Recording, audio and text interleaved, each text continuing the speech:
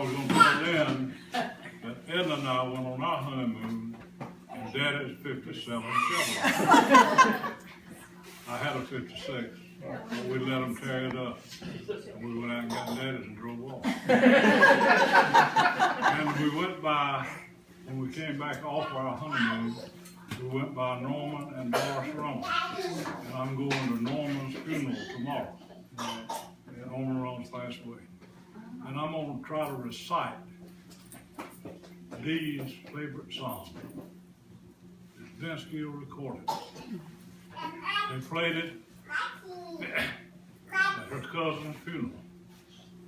It went something like this. I just know the verse by it. I don't know the whole song.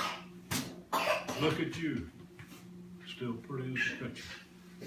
Look at me, still crazy old you. Look at us. They're clinging to each other. If you want to know how true love should be, you look at us. Yay!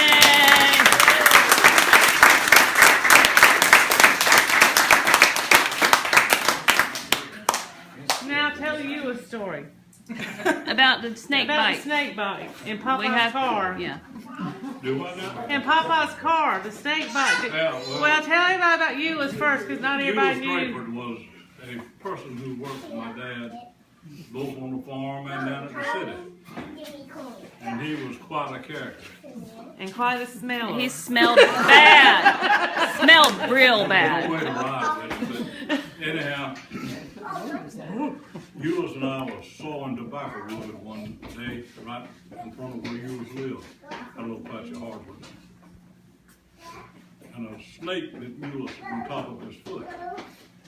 I don't know about the snake, but he probably died. Euless said, I done been bit by one of them old snakes. I said, what kind of snake was it, Euless? He said, one of them old big rattlers. I said, where are you going? He said, I'm going to kill that sap sucker. I said, well, you better come on here, you're going to die. So Daddy had a brand new 51 Plymouth. I ran to the house and got the Plymouth.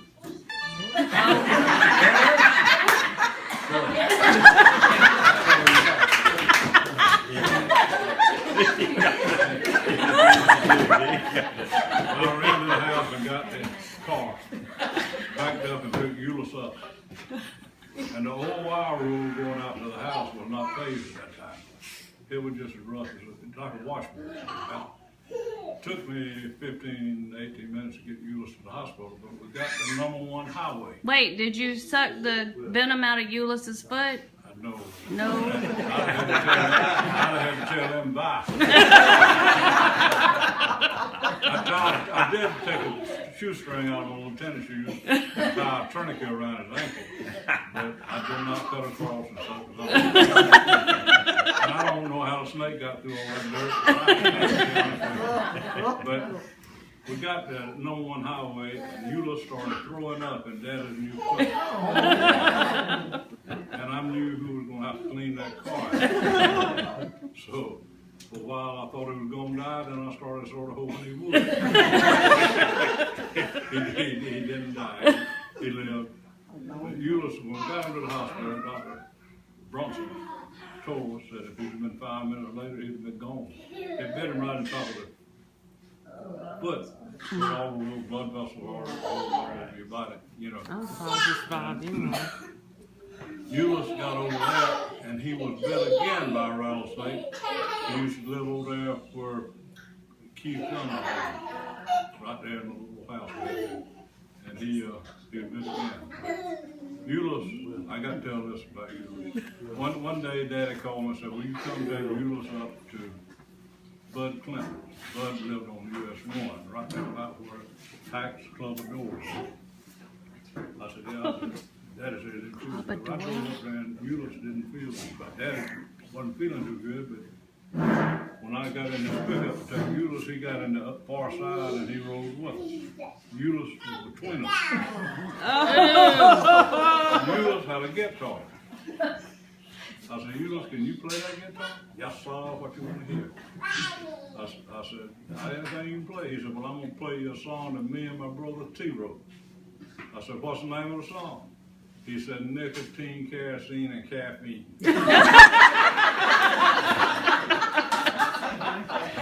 We wrote on down the page.